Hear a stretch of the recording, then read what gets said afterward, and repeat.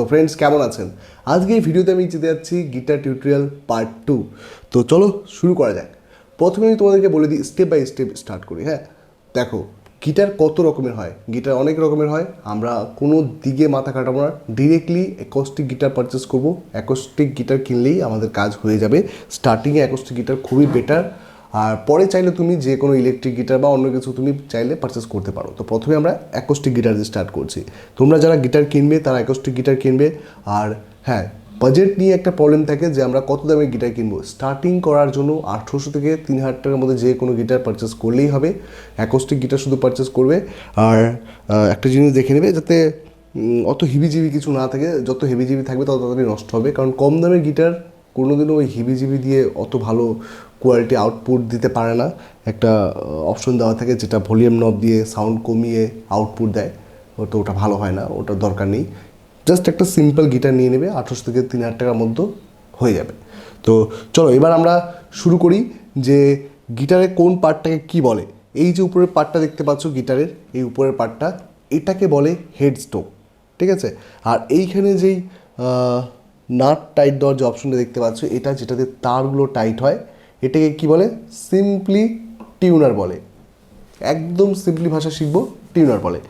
আর এইখানে যে তারগুলো, এই যে তারগুলো দেখতে পাচ্ছ, এই তারগুলো এই যে একটা লম্বা লাঠির কাঠির মতো এখানে একটা দেওয়া আছে, এটার উপর দিয়ে গেছে, এটাকে বলে নাট। নাট বলে এটাকে। এটার দ্বারায় এই পিনগুলো টান টান, এই তারগুলো টান টান হয়ে থাকে। আর তারপরে এই যে বোর্ড দেখতে পাচ্ছ এখানে, যেটার মতো দাগ দাগ দাগ দাগ কাটা আছে, যে বোর্ড যার উপর দিয়ে তারগুলো গিয়েছে, এই যে বোর্ডটা, এটাকে বলা হয় ফ্রেট বোর্ড। আর এই যে তার দেখা যাচ্ছে এখানে, গোনা তারের মতন তার, এগুলোকে কি বলে?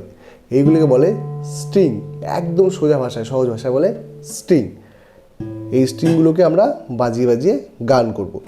এবার যদি আরেকটু নিচে চলে আসি, তাহলে এখানে দেখতে পাবে এই যে ব্যাকে যে আমি ধরেছি, এই ব্যাকগুলো, এই যে ব্যাক, এটাকে বলা হয় নেক। এই জায়গাটাকে নেক বলে, খুবই সহজ। আর তারপরে এসে দেখতে পাবো এখানে একটা বড় গর্ত, এটাকে কি বলে?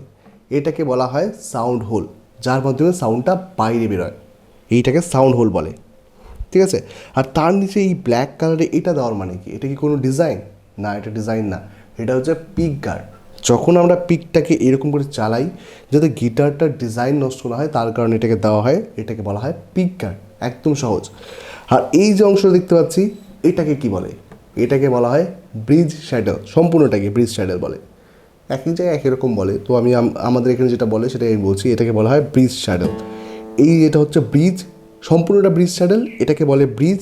আর এর মধ্যে যে এই যে সাদা অংশটা, যেটা এই যে এই তারগুলোকে টান টান করে রেখেছে, এটাকে বলা হয় শ্যাডেল, ঠিক আছে। এটাকে শ্যাডেল বলে। আর এটাকে বলা হয়, এই যে কয়েকটা এখানে পিন দেওয়া আছে ছোটো ছোটো দেখতে পাবে, দেখো, এইগুলোকে বলে ব্রিজ পিন।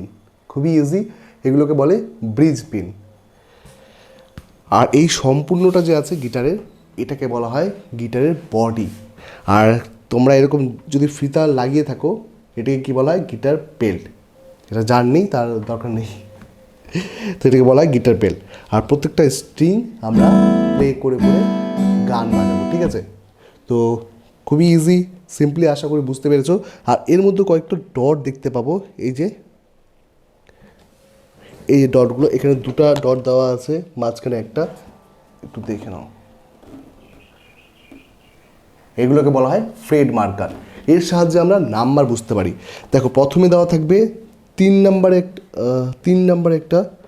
3 নাম্বার একটা যদিও দেওয়া নেই এখানে, এখানে 5 নাম্বার থেকে স্টার্টিং আছে।